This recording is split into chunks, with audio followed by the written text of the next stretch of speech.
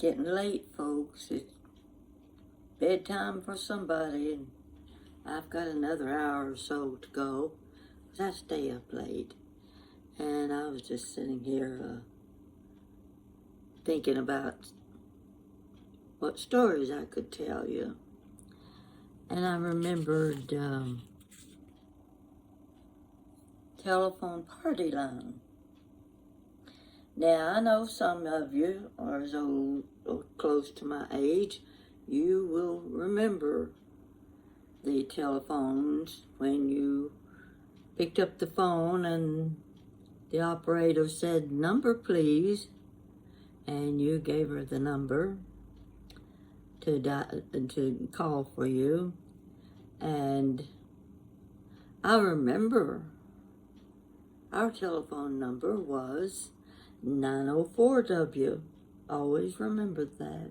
Don't know why, just one of those little things that sticks in your mind for years, and you wonder why you remember something like that. So the party line, oh, that was a big deal. Of course, you paid a higher rate if you didn't have a party line. We had a one party. You had 1, 2, or 3 people on your party line. Oh my gosh. It was tough going when you had a neighbor who talked on the phone a lot. And when I say talked on the phone a lot, I'm talking about the kind of person that likes to gossip. Yeah, we had a lot of gossips in the neighborhood. And I remember our next door neighbor was our party line. And you'd pick up the phone, you could listen to them. You could hear them on the phone. It wasn't something where, they were using the line and you couldn't hear. You could listen to everything that was being said. So you sat with your hand over the phone, holding it real close, real quiet to listen, and you just wouldn't believe how much gossip went on in the neighborhoods in those days. And so we went from that till, when I had my kids, we had the wall phones. Those wall phones were really pretty nice, And of course, Mama had the little telephone table. It was one of those that you could sit down and had a little tabletop for the phone to sit on. And under that was a little pocket where you could keep your telephone book and your pencils and paper.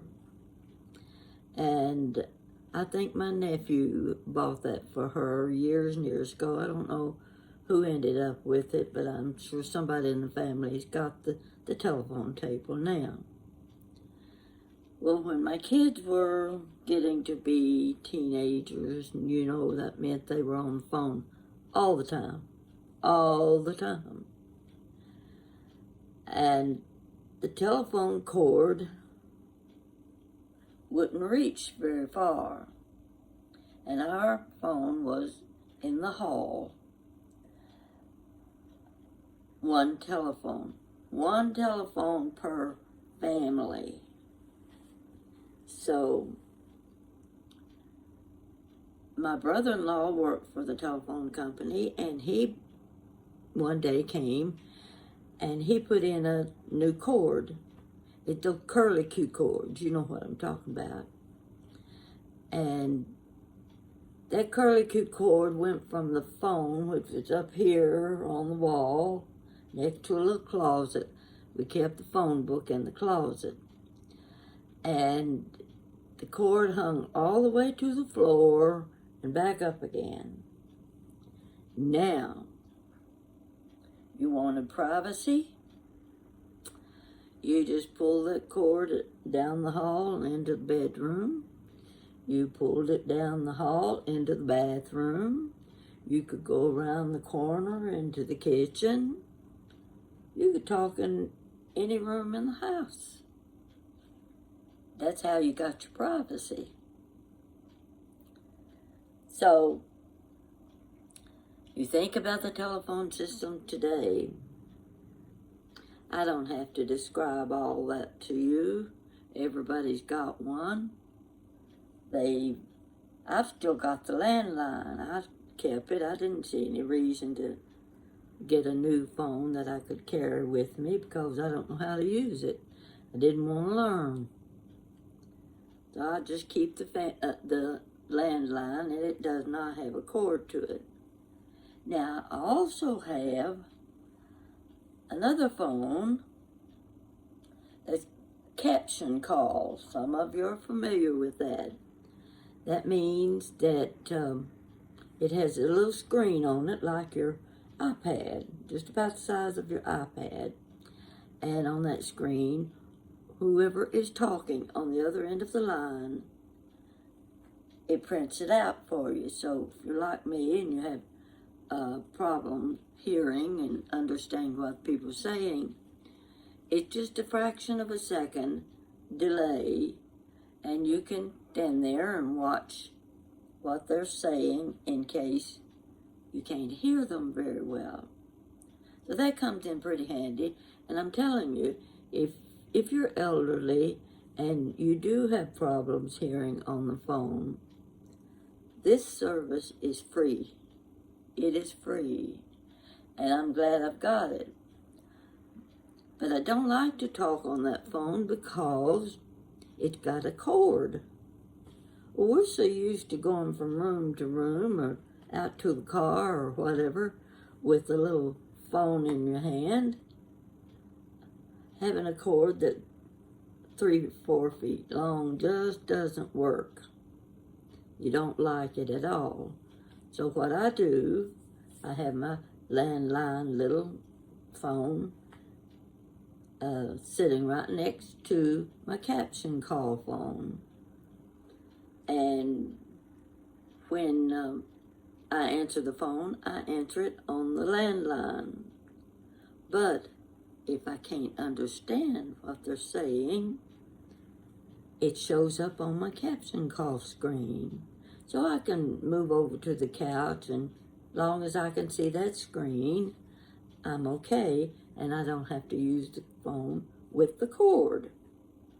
So that's just to explain the situation if you've never seen the caption call phones. Well, I was in the bedroom, and I remembered having something in my dresser drawer. Been hidden there for years. But first, I have to tell you, I was living in Tennessee. Now, this was in the 1990s. My mother was in the nursing home. She went in the nursing home in 1996. So on the weekends, when my sister and I would drive over the mountain, it was 70 miles, we'd drive over the mountain to spend the weekend with my mother, taking care of her. And we never did feel at ease driving the 4-lane highway on that mountain, especially in the wintertime.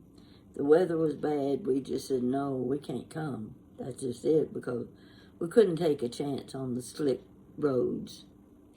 And there was a section of the mountain where there wasn't anything. There was no service station, no motel, hotel, no home, no nothing. So if you got stranded, your car stopped on you, wouldn't go, you were stuck. There you were, with no means of finding a telephone or anything. So my sister and I, we were concerned about that since we were traveling every weekend. We decided we were going to get one of those new cellular phones. Everybody has them now. We needed one. I just happened to be in the mall in Oak Ridge, Tennessee, and the telephone company was there out in the hallway, and they were selling cellular phones.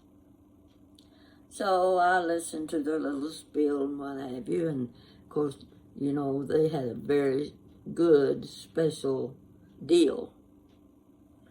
You got a discount for this and discount for that in the phone. You bought the phone. So I thought, I'm going to go ahead and buy one. And I did. And I told my sister, I said, now I bought this phone. So when we're traveling over the mountain, we will have this cellular phone in case of emergencies. And it, of course, runs by battery. And she said, well, I'll help you pay for it, because there's going to be a monthly fee. I think that it cost about $30 a month to have the phone. And if you were at home and just out in town shopping, what have you, you could use your cellular phone. You carried it with you. You could use the phone, and you didn't have to pay by the minute. Now, these were those phones that when you got into what they called the roaming area, which is outside of your territory, where you could just pick the phone and call, you had to pay by the minute. So she said, I'll pay half every month on the phone and for whatever calls we might need to make. Okay. Here you go, folks. See this? This is my cellular phone from the 1990s. Opened it up, there's your dial. Oh, and it also had an antenna that you could use when you were in the roaming area, which meant you were going to get charged by the minute. Now, we knew it was expensive if you had to use the phone in situations like that, but it was going to be worth it if it was going to be helpful to us in emergencies.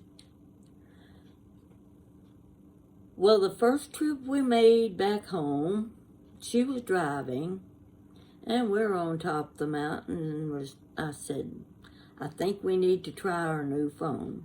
We need to see if it works. And so I said, well, we got to call somebody. So I called Jan. Jan was in Lexington. We were in Tennessee. So I said, I'm going to call Jan and see if the call goes through and see if we can hear her.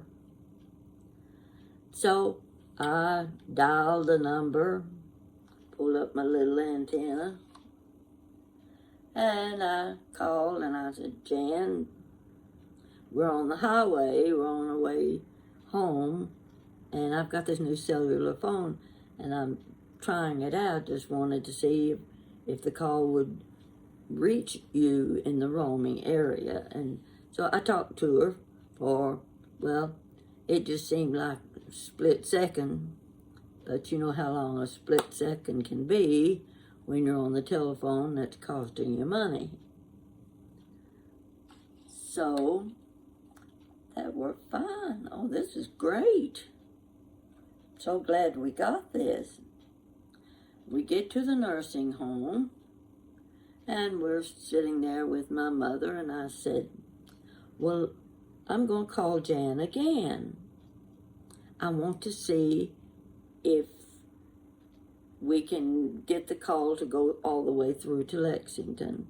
Because some places you couldn't use the phone because of the roaming factor. And of course, I'm not going to try to explain that to you because I don't know how.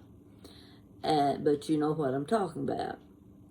Because you even have that with your iPhone now. There are certain areas when you're driving along, you're talking on the phone, and you lose your party on the other end of the line. They can't hear you. You've lost them. Because you don't have the power in that area. So that still can be a problem. Or if you're going, you're driving through the hills and the mountains or something, you're not going to be able to call home because you're out of your roaming area. So I called Jan again. I'm sitting next to Mama's bed, and I said, Mama, I'm going to use my new cellular phone. Showed it to her, you know. This is a Motorola. And I said, now, Jan, I got to make this quick because it's going to cost money. And just wanted to make sure it worked. It worked. So we felt good about having purchased this phone. Okay, I get my first phone bill. It got the monthly charge on it, which I think was about $30 a month. Okay, if my sister's helping me pay for that, $15 each. And on that bill were charges for 2 long-distance calls to Lexington. I can't remember exactly, but I think one call was $30, and the other one may have been about $20. $50 for 2 telephone calls. Oh boy, we won't be making any more calls like that unless it's an emergency. Well, I could carry the phone with me, driving around shopping, going to grocery, wherever, and use it. And it didn't cost extra if you were in your area. You didn't pay extra for the calls. But I didn't have anybody to call. I couldn't think of anybody I wanted to call. What for? I kept this phone 2 years. 2 years. Made 2 calls on it. Paid the monthly fee, which my sister, who said she would pay half, never paid a penny. I paid it every month for 2 years. Now, what I'm telling you now is, if you're interested in a vintage cellular phone, I've got a good-looking one here, see? It doesn't look like it's ever been used. I'll sell it to you for the cost, the monthly charge for 2 years, which would be $600, and the cost of the 2 long-distance phone calls I made, and the monthly, well, that's the monthly charge. Okay, the 2 phone calls. And the cost of the phone itself. Now, you see how nice it is? Doesn't even have any fingerprints on it. I'm sure that if you collect cellular phones, you're going to want this one. So if you're willing to pay, let's say $700, the phone is yours. Or should I keep it because it's a good conversation piece?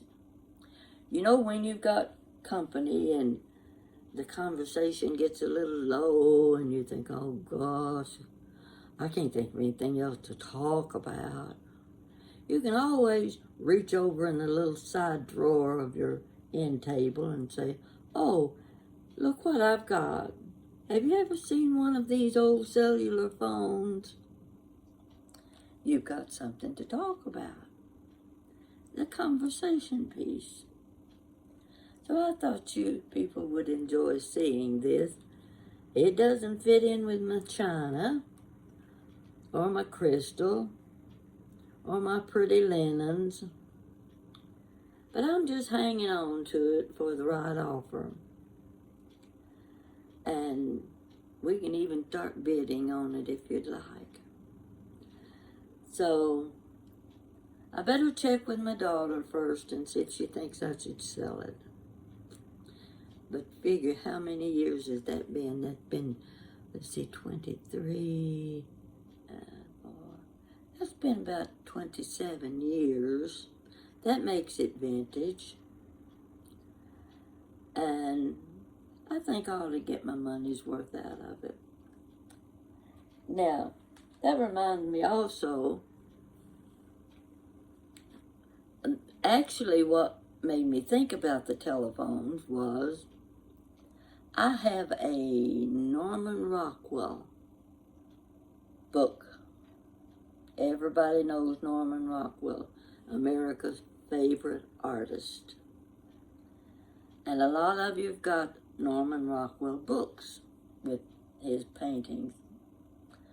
But the book I've got, and I can't show it to you because it's too big. It's this wide and this tall. Yeah, you can figure that. That's about at least 2 feet. Big book. That book has loose leaf prints in it. It's about 2 inches thick. And what I'm going to tell you, if you're even able to find the book anywhere, you're going to pay. It's going to cost you because they're hard to find nowadays.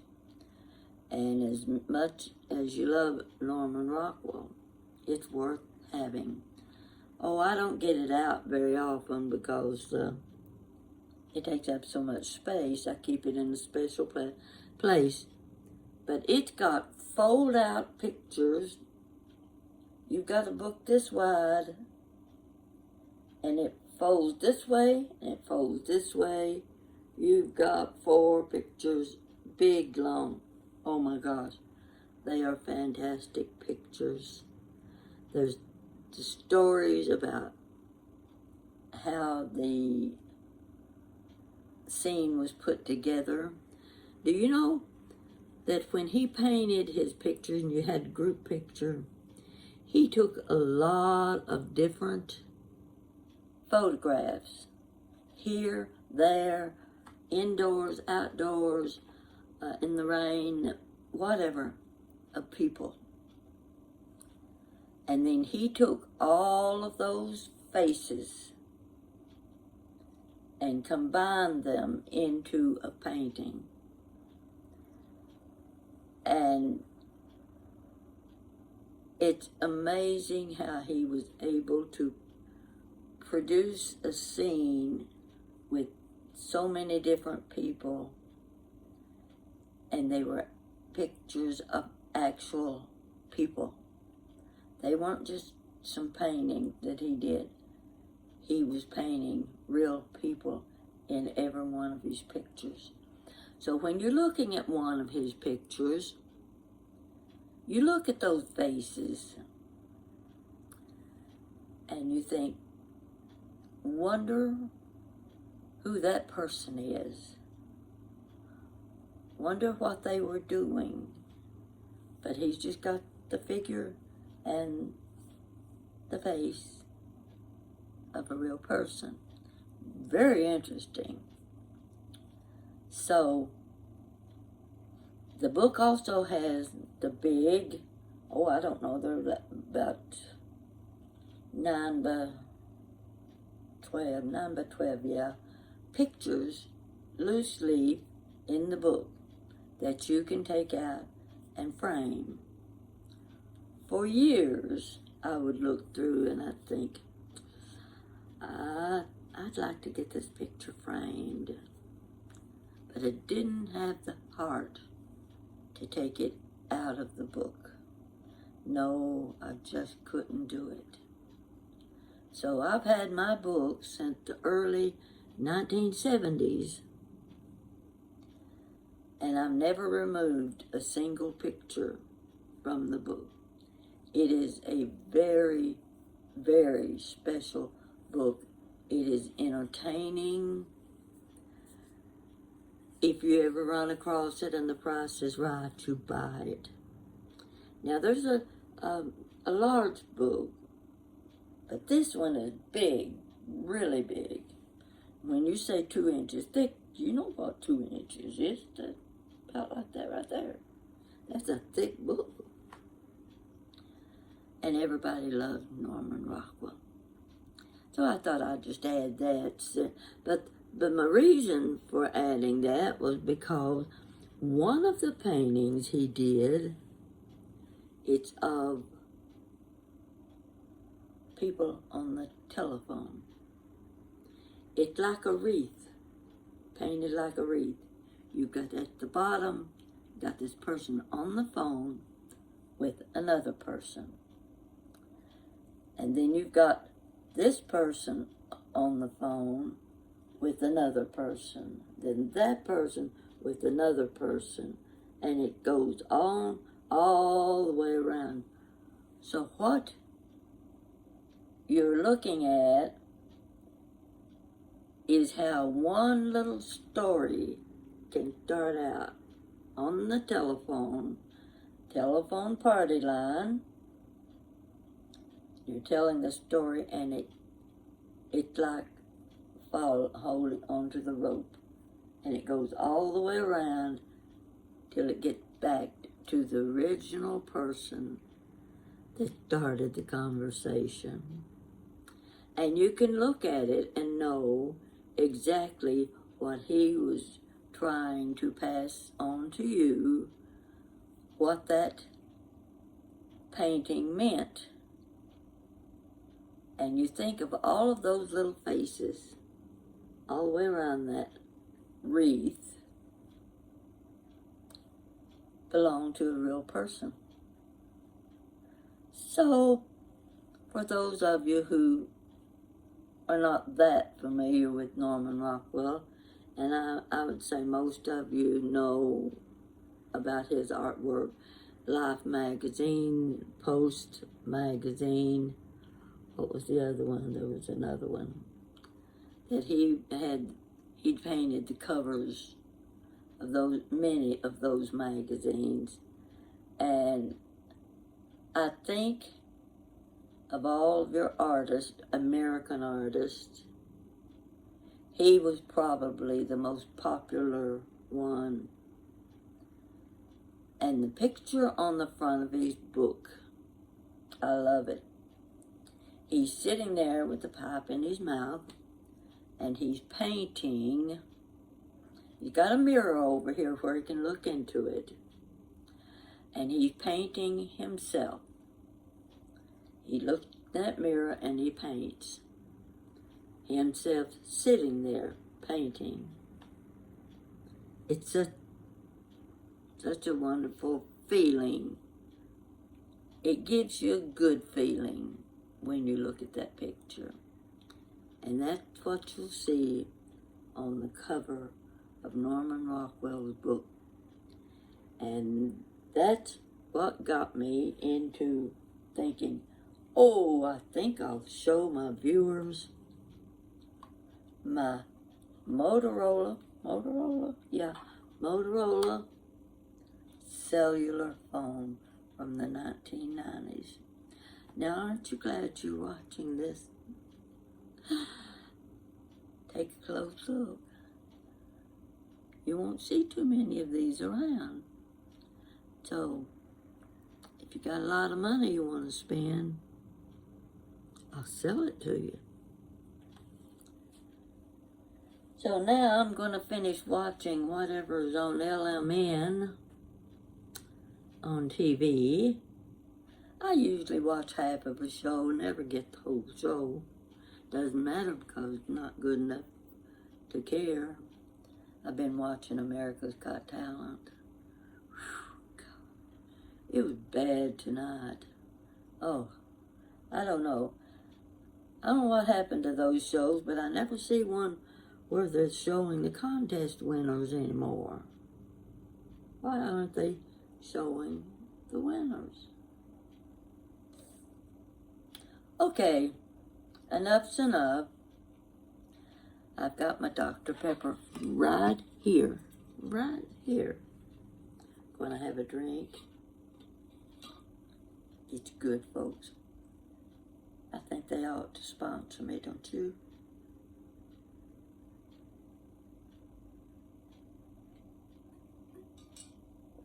Oh, that tastes good. Wish you were here helping me drink it. I'd get us something to eat with it. I fixed some ham salad today. Well, I wouldn't call it ham salad exactly. I had a little roll of that, what they call cracker bologna. Every once a year, about once a year, I'll buy a roll of that and I eat it with crackers. So this time I said, no, I mashed it all up, ground it up, and I put my eggs and pickles in with it, you know, so I made ham salad. Now, one thing, keep in mind, if you're wanting to use your bologna that way, you serve it as ham salad. They won't know the difference. I have fixed it with ham, I've fixed it with bologna, and I'm telling you through the years, if you handed me one or both, I wouldn't be able to tell you if it was bologna or ham. So that's just another little something, you know, for the kids. The kids like to eat things like that when they get home from school. And you're going to be, a lot of you are going to be feeding the kids after school in the next few weeks. Well, I guess, yeah, they'll be starting by now, I think. Oh gosh, I'm so glad I don't have to go through that again. Yeah. It's an ordeal. I don't care what anybody says. It's an ordeal getting your kids through school. And these days, it's a little different than it was when I was growing up. You know how it was. You know how it is. I don't have to describe any of it to you. I just want you to keep watching me. And I want to tell you this. I go through day after day after day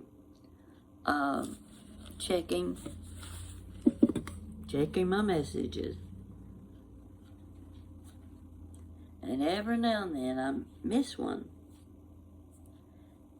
And I can go back to a certain page and I can pick up the messages that I have not read. And some of them are 2 months old. And they just get overlooked. I don't know how. So I want you to know I do the best I can at reading your messages and responding when I feel like I have something that I can add to it.